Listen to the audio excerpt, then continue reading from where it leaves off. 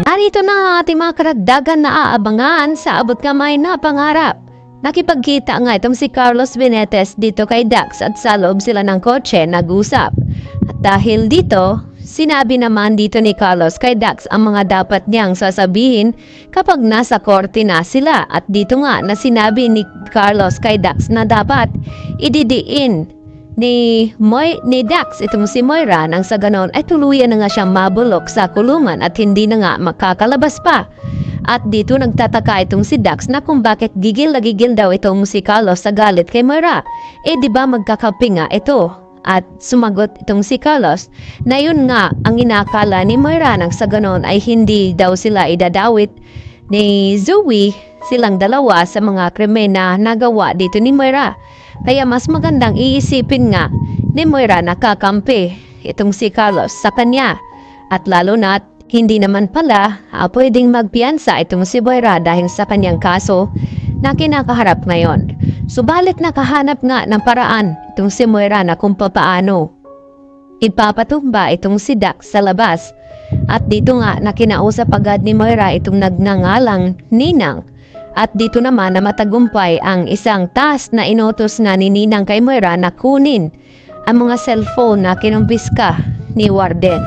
At ito na naibigay na ni Moira sa mga ito ang cellphone na inutos nga dito ni Ninang. At ito naman ay inutos agad ni Moira na ipapatumba itong kanyang star witness nang sa ganon ay wala nang hadlang sa kanyang paglabas ng kulungan. Samantala, mas lalong nagtataka itong si Dax nang sabihin ni Carlos na wag daw isipin ni Dax itong si Zoe at wag na wag niyang babanggitin ang pangalan nito. At nagbiro nga itong si Dax kay Carlos na may gusto ba daw itong si Carlos dito kay Zoe. Masyado nga itong bata para sa kanya. At tila na inis itong si Carlos, kaya naman tila sinaktan niya ng konti itong si Dax. At hindi na nga makahihintay itong si Dax na makita itong si Zoe, kaya nagbunta naman ito sa Apex Hospital nang sa ganun ay madalaw at may dala pa siyang pabulaklak dito nga kay Zoe.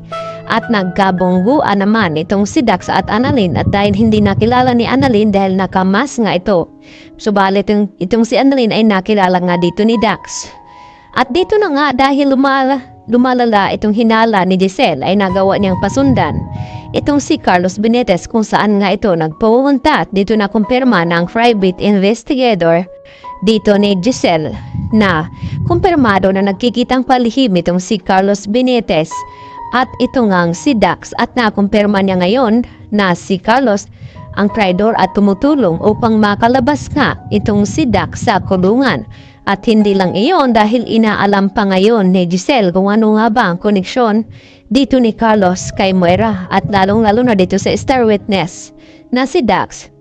At mas lalo na palapit na mabunyag ang kanilang sekreto dahil sa hindi makatiis itong si Dax at pinuntahan itong si Zoe at dito nga sa parking area ay dito nagkasagutan ng dalawa itong si Zoe kaya magpasalamat daw itong si Dax na hindi niya idinamay itong si Zoe at hindi nakulong. Dapat daw magpasalamat dito kay Dax at dito nga nagbabanta itong si Zoe na kaya daw niyang ipaligbit itong si Dax at hindi naman natakot itong si Dax.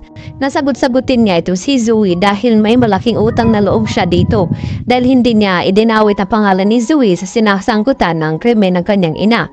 Subalit may nakarinig nga sa kanila at ito na nga si Justin. Ito ang patunay na may kinalaman nga itong si Zoe sa nangyaring aksidente dito mga kay Don Pepe at kasabwat din ito ang kanyang ina na si Moira. Kaya wala na nga lusot itong si Zoe dahil sa ebidensyang hawak naman ngayon ni Justin para dito kay Zoe. Yan lang po at maraming pong salamat.